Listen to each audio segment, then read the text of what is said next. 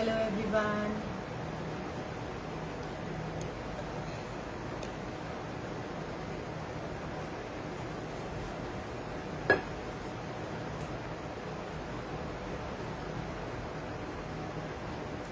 Hello and welcome to Amul Facebook live.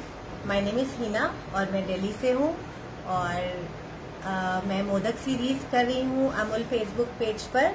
और जो आज है डे 5 और आज जो हम मोदक बनाने वाले हैं वो है बेसन के लड्डू के जैसा मोदक बनाएंगे हम। तो स्टार्ट करें हम बनाना। Hi, hello Sonia and thank you everyone for joining. Start करते हैं बनाना। सोनिया, मैं बिल्कुल ठीक हूँ, आप कैसे हैं? हाय प्रेम सिंह।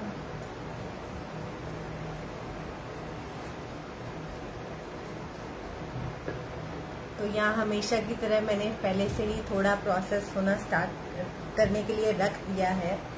तो स्टार्ट करेंगे हम बनाना। सबसे पहले मैंने यहाँ पर 2 टेबल स्पून ऑफ अमूल घी लिया। यहाँ मैंने अमूल काऊ घी यूज किया है। तो 2 टेबल स्पून ये वाला जो मेजरिंग स्पून होता है, ये 2 टेबल स्पून मैंने अमूल घी लिया और उसके बाद उसको पैन में डालकर मैंने 2 ये हाफ कप जो होता है बेसन, इसको डाल दिया और उसको मैंने मिक्स करके पैन में भूनने के लिए रख दिया। अभी तक मैंने इस प्रोसेस को किया है क्योंकि इस प्रोसेस को करने में हमें लगता है टाइम। तो यहाँ मेरे को 10 मिनट्स हो गए हैं इसको कुक करते करते। तो यहाँ ये और भी इसको हमने स्लो फ्लेम पर कुक करना है एरोमेटिक होने तक। तो यहाँ मैं दिखा देती हूँ। तो यहाँ पर बिल्कुल लो फ्लेम पर हम जब तक बेसन हमारा बिल्कुल अच्छा गोल्डन कलर का ना हो जाए, और रेशो यही रखा है हमने 2 टेबल स्पून ऑफ घी डाला है और हाफ कप मैंने यहाँ पर बेसन लिया है। That's all. बस अब हम इसको कंटिन्यूस स्टिर करते हुए हमें इसे पकाना है। शुगर फ्री ऑप्शन क्या रहेगा मोदक में? ओके, मैंने शुगर फ्री वाला डे 2 पर बनाया था डेट्स और कोकोनट का। वो आप देख सकते हैं, अमूल के पेज पे हमेशा रहेगा। आप अमूल टीवी पर भी जाकर यूट्यूब में सर्च कर सकते हैं तो आपको मिल जाएगा। ओके, हाय श्रीप्रिया। शुगर फ्री ऑप्शन मैं मोदक का बना चुकी हूँ और गुड़ के साथ भी बना चुकी हूँ। आज हम बेसन वाला बनाएंगे। इसको हम बूरा के साथ बनाएंगे, जो शुगर का बूरा मिलता है, इसके साथ बनाएंगे।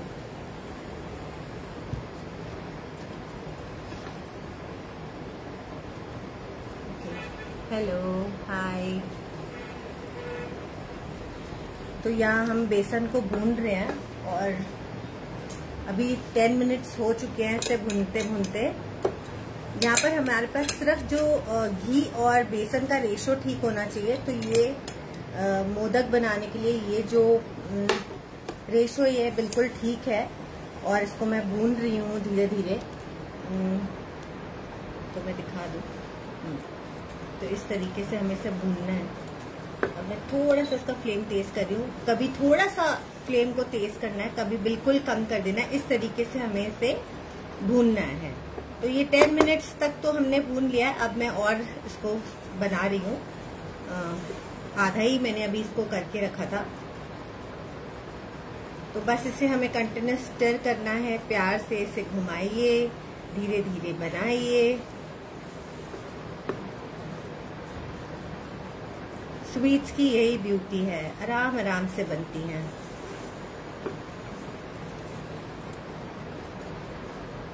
टाइम टेकिंग होती है बट रिजल्ट होममेड स्वीट्स का अपना ही होता है।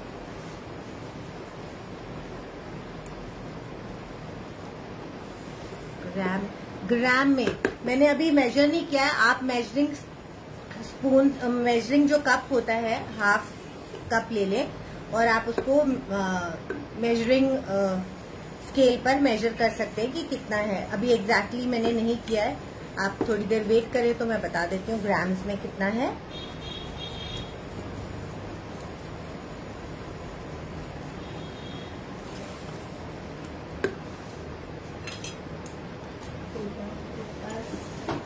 मेजरिंग स्केल है, मैं इसमें मेजर करके आपको बताती हूँ। हाय सुषमा दास, हेलो।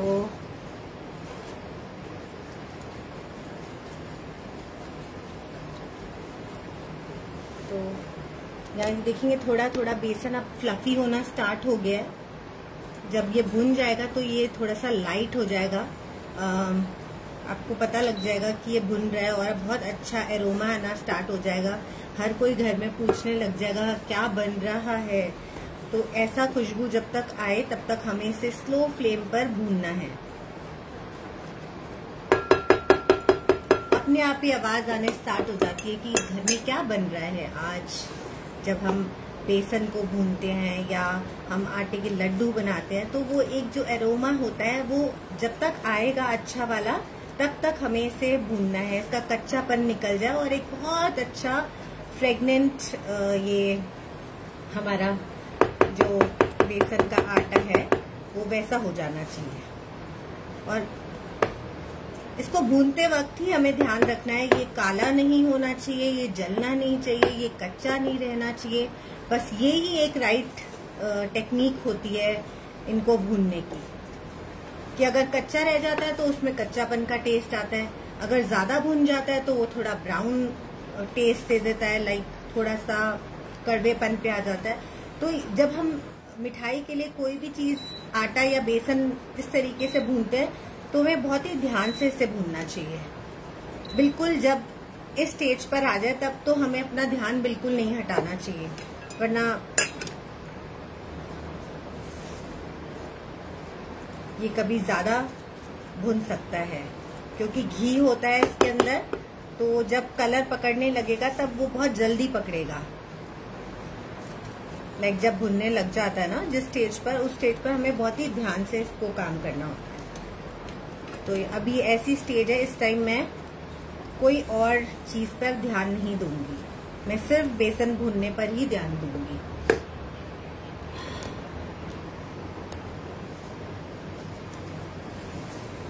तो यहाँ मैं कंटिन्यूस इसको स्टिर कर रही हूँ अभी।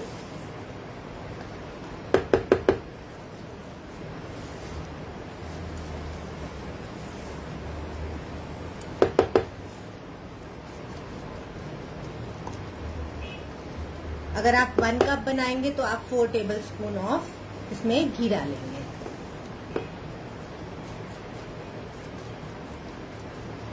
तो यहाँ सोनिया जी मैं आपको बताऊंगी कि कितने ग्राम्स होता है half cup, but not right now because अभी बेसन पे मेरा ध्यान है, तो हमें इसे ध्यान से भूनना है।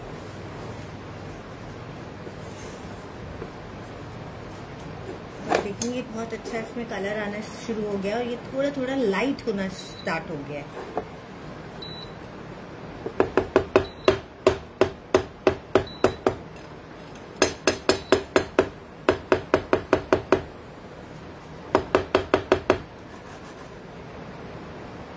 थोड़ा सा मैं फ्लेम फिर बढ़ाऊंगी, अभी मैंने कम कर दिया था। बस हमें इस चीज की इसमें मेहनत करनी पड़ती है कि हमें जो इसका आटा है या बेसन है इसको बहुत ध्यान से और घुमाते घुमाते भूनना है। मगर जब आप स्टार्ट करें तो आप छोटी क्वांटिटी से स्टार्ट करें तो आपको अच्छा लगेगा बनाना, बिकॉज जितनी ज्यादा क्वांटिटी रहती है उतना ज्यादा टाइम लगता है, टाइम कंज्यूमिंग होती है। तो जब भी कभी आप ऐसा नया स्वीट बनाना स्टार्ट करें तो हमेशा थोड़ी क्वांटिटी से स्टार्ट करें कि आपका इंटरेस्ट जो है स्वीट्स बनाने में बना रहे। चाहे थोड़ा बनाएं मगर ट्राई जरूर करना चाहिए। देखेंगे ये बिल्कुल लाइट होता जा रहा है और इसमें कलर भी आता जा रहा है। तो अभी मैं इसको बिल्कुल कंटिन्यूस स्टर करके इसको घुमाऊंगी। तो जब ऐसी स्टेज पे आ जाता है तब हमें इसे फटाफट से इसको भून लेते हैं।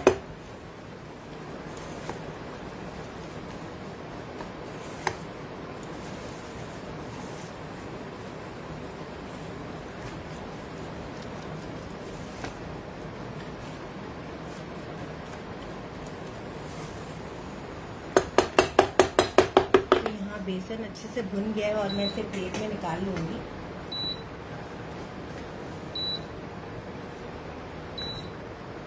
यहाँ मेरा घर तो पूरा एरोमा से पूरा फुल हो गया है, घी और बेसन की खुशबू से। तो यहाँ आप देखेंगे बेसन का कलर कितना अच्छा आ गया है। अब मैं इसको थोड़ा सा प्लेट में फैलाकर ठंडा कर लूंगी, क्योंकि ठंडा होने के बाद ही हमें इसमें ऐड करना है। तो ये चीज मैंने पहले करके नहीं रखी, कर रखती तो अभी और प्रोसेस थोड़ा सा फास्ट हो जाता, लेकिन कोई बात नहीं। तब तक हम बेसन मेजर करके बता देते हैं और हम आप लोगों से बात कर लेते हैं। तो मैं आती हूँ बेसन लेके।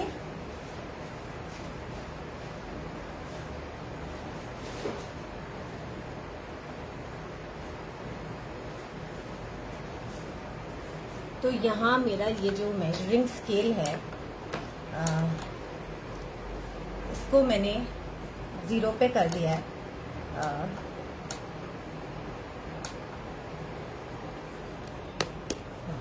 ये जो मेरा मेजरिंग स्केल है, ये आप देख सकते हैं मैंने 0 पे कर लिया है। और अब मैं इसमें ऐड करूंगी 1/2 कप ऑफ बेसन।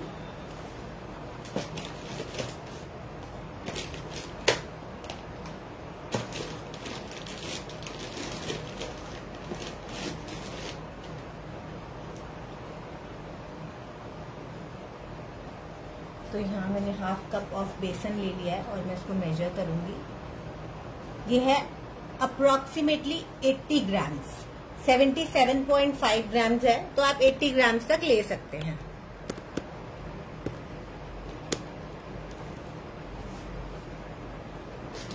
आई होप सोनिया आपको ग्राम्स में क्लियर हो गया होगा। ये 1 कप मैंने मेजर किया है, तो आप 80 ग्राम्स आराम से ले सकते हैं।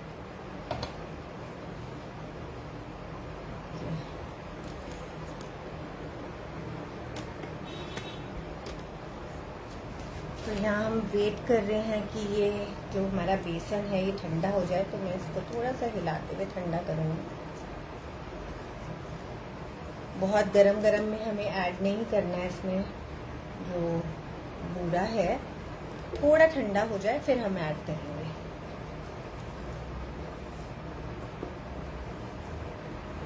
वरना जो लड्डू हैं हमारे वो हार्ड बनेंगे अगर हमने गरम गरम में ऐड कर दिया। तो ना ये बिल्कुल ठंडा होना चाहिए, ना ये बिल्कुल गर्म होना चाहिए। एक मीडियम वार्म जब टेक्सचर का होगा तब हम इसमें ऐड करेंगे शुगर को। शुगर भी नहीं है, ये बूरा है, ये आपको मार्केट में मिल जाएगा।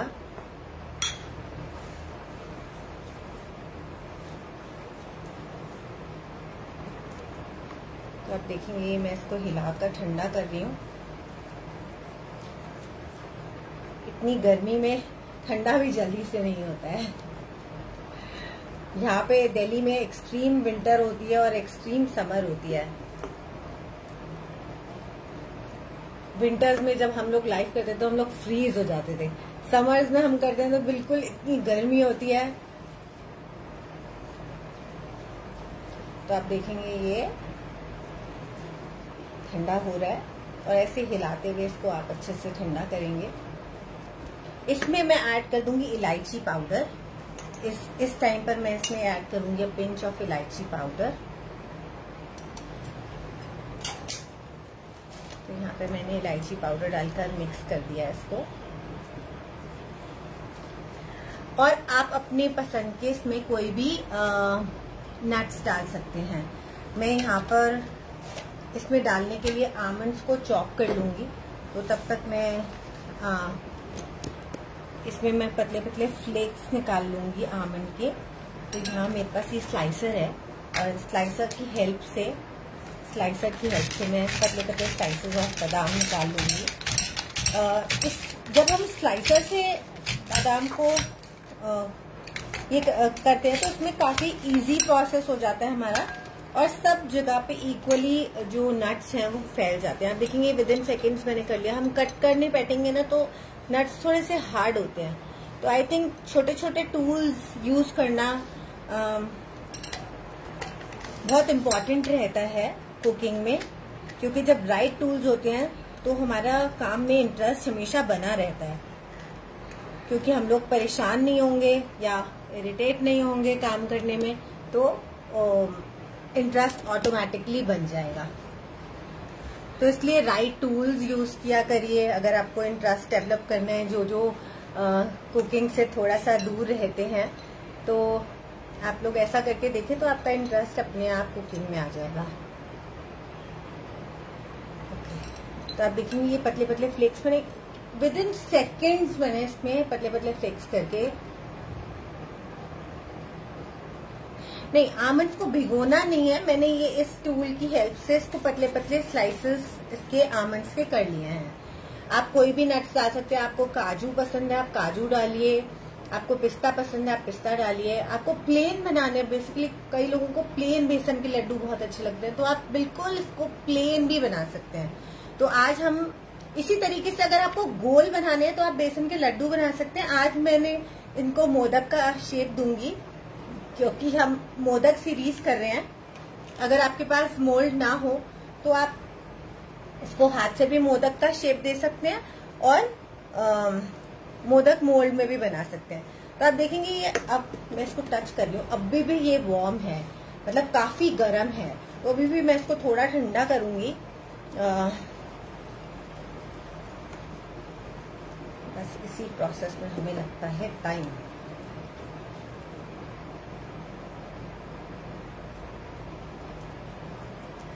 Thank you Sushma ji.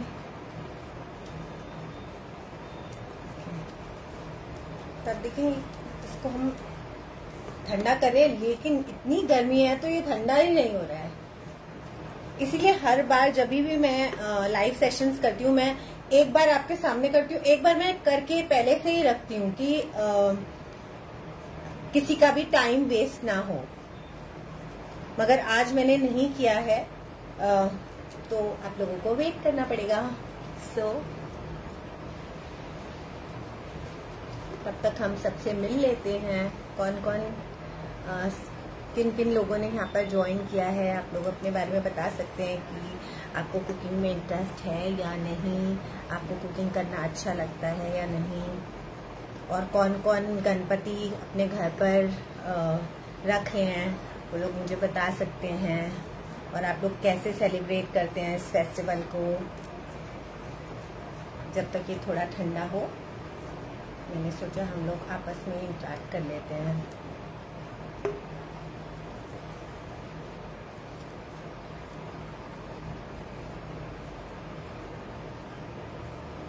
अब इसकी कंसिस्टेंसी देखिए कैसी है।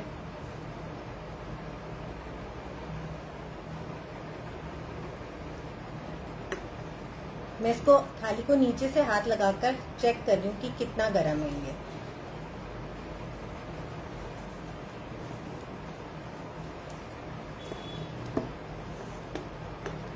क्योंकि जब बेसन को हम भूनते हैं ना तो वो थोड़ा सा पतला हो जाता है। जब एंड में भूनते भूनते, जब मैंने स्टार्ट किया था ये तब थोड़ा सूखा था, लेकिन जैसे जैसे ये भूनता चला गया ये लिक्विड थोड़ा सा हो गया। लेकिन अब हम इसमें शुगर ऐड करेंगे, फिर से थोड़ा सॉलिडिफाई हो जाएगा। लेकिन हमें इसको मतलब गरम में नहीं डालना है, थोड़ा ठंडा करके डालना है। तो अब इस स्टेज पर मैं इसमें ऐड कर देती हूँ ये बादाम। ये मैंने 8-10 बादाम इसमें लिए हैं, और इसको भी मैं इसमें मिक्स कर दूंगी नट्स को। इसकी गर्मी में इसमें जो इसमें बेसन में जो गर्मी है उससे ये नट्स भी थोड़े थोड़े रोस्ट हो जाएंगे और क्रंची हो जाएंगे। तो गरम जो बेसन है उसमें हमें मतलब नट्स को डाल देना चाहिए जब हम उसको पैन से उतारे, तो वो भी एक अच्छा क्रंच ले लेंगे उस गर्मी से, जो इसमें घी और मिक्सचर में गर्मी है। तो बस उतना ही हमें इसे भूनना है। नट्स को हमें कोई फ्राई करके इसमें डालने की जरूरत नहीं है, हम इसको ऐसे ही ऐड कर देंगे तो उस हीट में ही ये अपने आप में ही रोस्ट हो जाएंगे। नहीं सोनिया, आमंड्स को कैसे भिगोएंगे? गीले हो जाएंगे तो फिर हमें लड्डू बनाने हैं ना। अगर हम खीर में डालें तो हम उसको भिगो के कर सकते हैं, या तो आप इसको भिगो के छील के फिर उसको अच्छे से सुखा दें और उसके बाद लड्डू में यूज करें। बिकॉज ये रेसिपीज ऐसी होती है कि हम इसको प्रिजर्व करना चाहते हैं। लाइक एकदम से कोई खत्म नहीं करता, 15-20 दिन हमें लगता है कि चलने चाहिए, या अगर हम किसी को भी भेजते हैं या अपने घर के लिए भी बनाते हैं तो थोड़े दिन तो एटलीस्ट ये चीजें चलनी चाहिए। ये पक्की चीजें होती हैं। लाइक पहले हमें बड़े ऐसे बताते थे कि पक्की चीज है। पक्की चीज का मतलब ये था कि ये जल्दी से स्पॉइल नहीं होती। तो अगर हम पानी का इसमें वो दे देंगे तो थोड़ा सा खराब होने का डर रहता है। अगर हम भिगोएंगे तो उसमें वाटर कंटेंट आ जाएगा, जो कि प्रिजर्वेशन के लिए वाटर बिल्कुल अच्छा नहीं होता।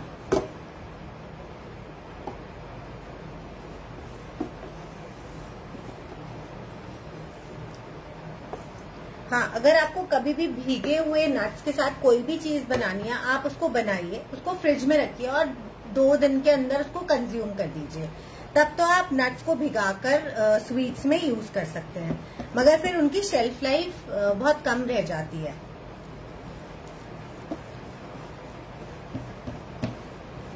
मैं बनाती हूँ अपने क्लाइंट्स के लिए, लाइक अगर उनको कुछ भीगे हुए बादाम या भीगे हुए नट्स के साथ कोई बाइट साइज लड्डू चाहिए होते हैं, तो वो उस तरीके से अगर हम बनाते हैं तो वो हम फ्रिज में प्रिजर्व करते हैं।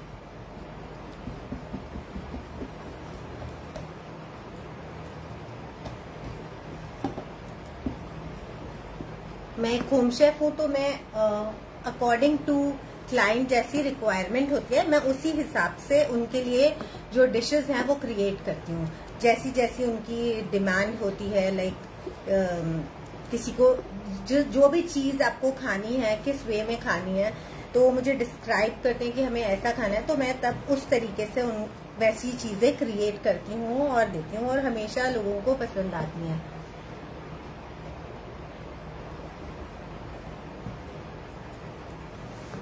तो अब ये ठंडा हो गया है, मतलब अभी भी वार्म है। अब इस स्टेज पर मैं इसमें ऐड करूंगी 3 टेबल स्पून ऑफ बूरा। ये हमने चीनी का बूरा लिया है, ये हमें मार्केट में इजीली मिल जाता है। तो जब हमने इसमें ये ऐड करा तो आप ये देखेंगे कि ये थोड़ा सा अब सॉलिडिफाई हो गया है, तो हैंडलिंग में हम इसके लड्डू बना सकते हैं।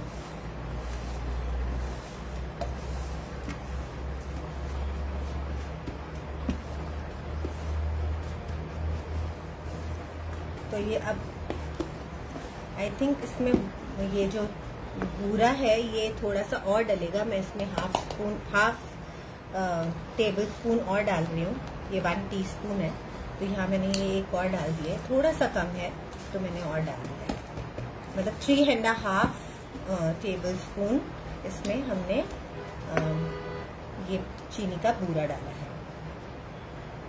कोई भी गुठलियाँ हो तो आप उसको निकाल दें, मैंने निकाल दिया जैसे, क्योंकि बूरे में कई बार गुठलियाँ आ जाती हैं थोड़ी थोड़ी। तो आप देखेंगे ये एक टेक्सचर ऐसा हो गया कि हम इससे लड्डू बना सकते हैं। अगर आपको लड्डू बनाना है तो आप इस तरीके से करेंगे तो ये लड्डू का शेप ले लेंगे। तो अब यहाँ मैंने मोदक का मोल्ड लिया है, तो यहाँ मैं मोदक का शेप दे दूँगी। तो उसको हमने अच्छे से प्रेस कर दिया है और इस तरीके से हम इसको सेट कर लेंगे।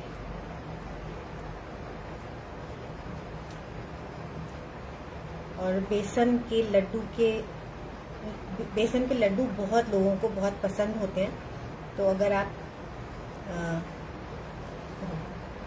सॉरी मैं इसके अंदर ना थोड़ा सा घी लगाना भूल गई, तो आपको ध्यान से इसके अंदर थोड़ा सा इसको ग्रीस कर लेंगे, उसके बाद बनाएंगे। हाँ, तभी ये निकला नहीं है ठीक से,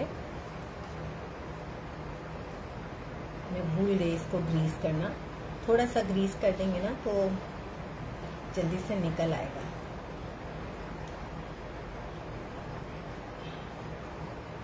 और थोड़ी देर रखने के बाद ही ये हैंडल कर पाते हैं।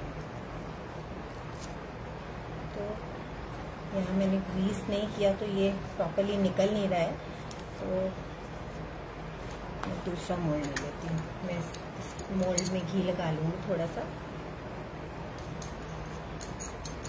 और हम इसको शेप देंगे। और उसके जो उसका जो शेप है वो थोड़ा सा शार्प भी है, तो उसमें ये थोड़ा सा इसका बेसन का जो आटा है वो थोड़ा स्टिक भी हो जा रहा है।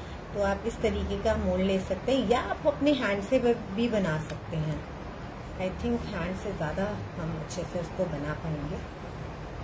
मैं भी आप लोगों के साथ ही बना रही हूँ, मैंने पहले कुछ भी नहीं बनाया है और ट्राई किया है, तो मुझे भी साथ साथ ही पता चलता है कि क्या चीज़ सक्सेसफुल रहेगी इसको बनाने में।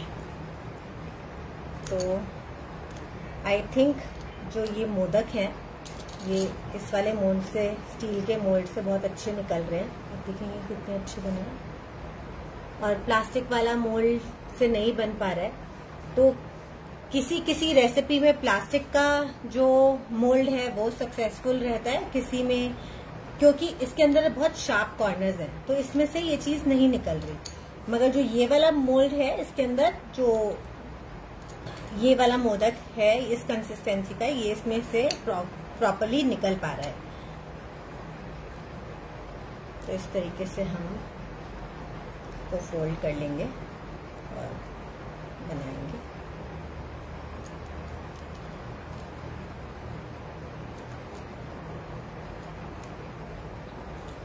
आई थिंक इसका जो बेस्ट वे है ना वो अपने हाथ से है। अब मैंने इसको ट्राई कर लिया, दोनों चीजें, दोनों मोल्ड्स मैंने ट्राई कर लिए, बट आई थिंक जो इसका बेस्ट ऑप्शन है वो है हमारा हैंड। हम अपने हैंड से ही इसको अच्छा सा शेप दे देंगे और बनाएंगे ब्यूटीफुल मोदक।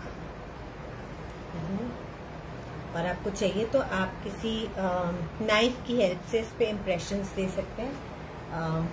मैंने एक ये वुडन स्टिक लिया है, इससे मैं ऐसे इम्प्रेशन दे दूंगी।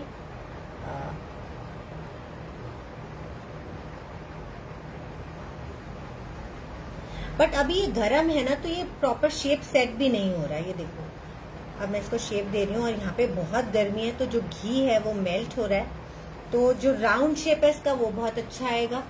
राउंड में कोई प्रॉब्लम नहीं आएगी। आप देखेंगे लड्डू कितने अच्छे बन रहे हैं। पहले आप लड्डू का शेप दें, उसके बाद छोटा सा ऊपर से पॉइंट देके इस तरीके से मोदक का शेप दे दें और फिंगर्स से अपने इम्प्रेशन दे दें। सी, तो ये हमें देखना पड़ता है किस रेसिपी में कैसा शेप आएगा, और जरूरी नहीं है कि सारी टेक्सचर्स, सारे मोल्ड्स होल्ड कर पाए।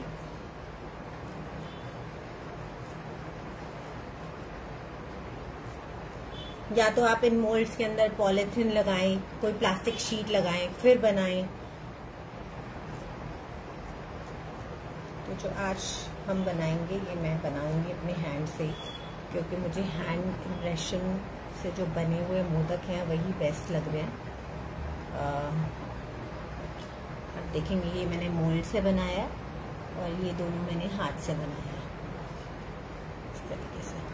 और बहुत गर्मी है, इसकी वजह से थोड़े से फ्लैट हो रहे हैं, मगर अगर आप इसको थोड़ा सा और ठंडा करके बनाएंगे तो ये बहुत अच्छे बनेंगे।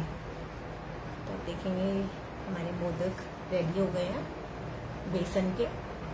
आई होप आपको ये रेसिपी क्लियर होगी और आप लोग भी ट्राई करेंगे।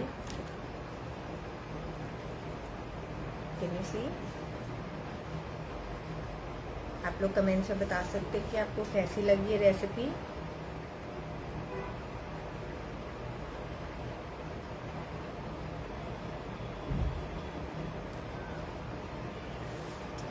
Thank you everyone, and thank you for taking out your time and watching the recipe, and do try and follow me on Instagram. My Insta page is Hina Valecha, and thank you Amul for this wonderful platform, and thank you everyone for joining. Okay, do we need to keep it in fridge for some time? Yes, you should keep to handle it properly. तो आप थोड़ा सा इसको, यहाँ बहुत गर्मी है और घी बिल्कुल मेल्ट हो रहा है, या तो आप थोड़ा घी का क्वांटिटी कम कर सकते हैं मगर मुझे नहीं लगता, मुझे लगता थोड़ा ठंडा करने के बाद ये बहुत अच्छे सेट हो जाएंगे। तो अभी थोड़ा ये वार्म है, थोड़ा ठंडा करके अगर मैं इसमें ये शुगर ऐड करती तो ये ज्यादा अच्छे से सेट हो पाते। हम लाइव में थोड़ा सा अपना पेशेंस लूज कर जाते हैं और एक एक स्टेप बिल्कुल राइट टाइम पे करना इज वेरी इंपॉर्टेंट। हाय देवी प्रसाद जी, आज हम बना रहे हैं बेसन के मोदक। तो यहाँ हम बना चुके हैं। हाय मानव, थैंक यू सो मच। हाँ, आई थिंक आप इसको थोड़ा ठंडा करेंगे तो ये रेसिपी इज परफेक्ट। मेरे हिसाब से दिस रेसिपी इज परफेक्ट। जो भी क्वांटिटी हमने यूज किया है वो इट्स वेरी फाइन। जब ये ठंडे होंगे तभी इसका मतलब टेस्ट आपको ढंग से पता चल पाएगा। क्योंकि बहुत गर्मी है तो ये जो घी है उसकी वजह से हल्के हल्के फ्लैट हो रहे हैं। अगर थोड़े से और ठंडे हो जाएंगे ये, अगर हम किसी एसी रूम में या बैठ के बना रहे हैं तो बहुत अच्छे बनेंगे ये, या बिल्कुल थोड़ा रूम टेम्परेचर पे आ जाए तब तक। आज वैसे ही बहुत गर्मी है तो उस वजह से मुझे लग रहा है कि जो मोदक हैं ये फ्लैट होते जा रहे हैं। और वैसे हम जनरली इसको विंटर्स में बनाते हैं तो तब काफी अच्छा मौसम रहता है और तो बहुत अच्छे सेट होते हैं। Okay, thank you everyone and thanks. कल फिर मिलेंगे इसी टाइम नई रेसिपी के साथ। तो do join and thanks everyone. Bye bye, good evening, take care.